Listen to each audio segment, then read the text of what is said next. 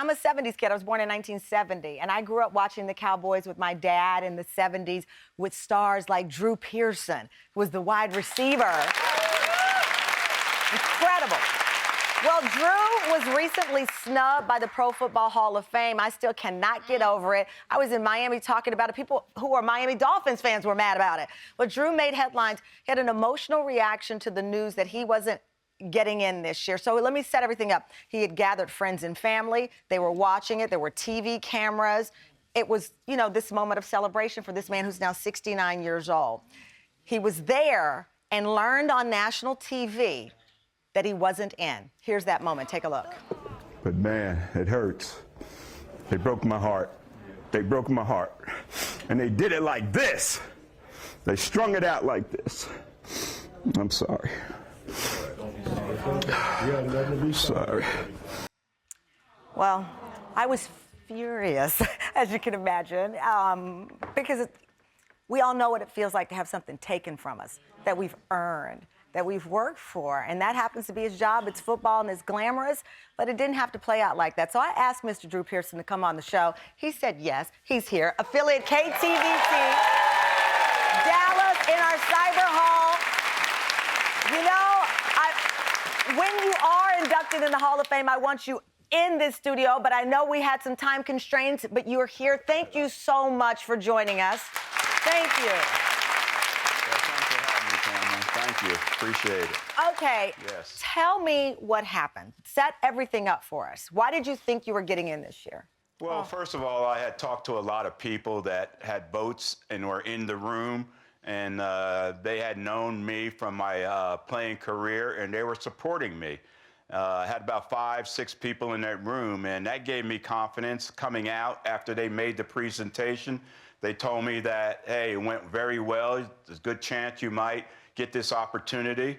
And then also I thought being a finalist for the first time ever for the Hall of Fame, that this might be my opportunity to get in the Hall of Fame.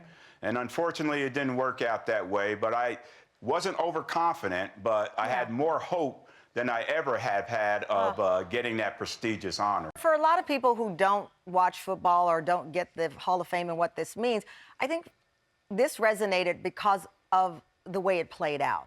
You don't have to be into football, but to see you there with your family and your friends, and you heard that news. Yeah. What was explain that moment to me. Oh, it was very disappointing, very frustrating.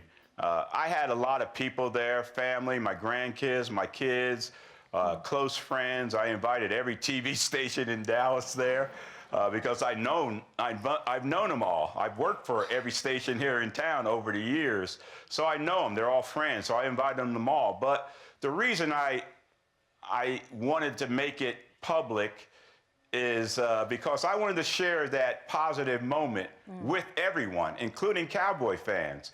Because everywhere I go, people are saying, you should be in the Hall of Fame. I get introduced sometimes when I'm making a speech presentation. Drew Pearson, NFL Hall of Famer. And I get up to the podium and I say, hey, you know something I don't know. So a lot of people think you should be in there.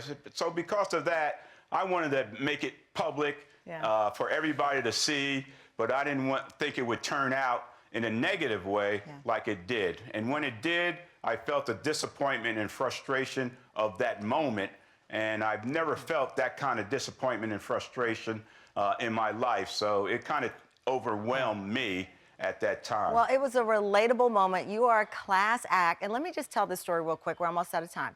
I was a young reporter reporting at KTVT, the station you're sitting in now. I was an MC of some random event that I went in. You do not remember this? I do. I went up to the water fountain following you because I wanted a picture and I was scared to ask. I did not get the picture, but you turned to me and said, would you like to go to the water fountain first? And I said, yes. I was not thirsty. I just wanted to be near Drew Pearson. So you are a phenomenal class act. And we miss you down here as well. That water fountain incident was 27 years ago. But thank you. We're rooting for you. Yeah, I'm that old now, Drew. But thank you for always being classy, a great representative of the Cowboy Nation, and we are rooting for you. And thank you for being honest and vulnerable. Thank you.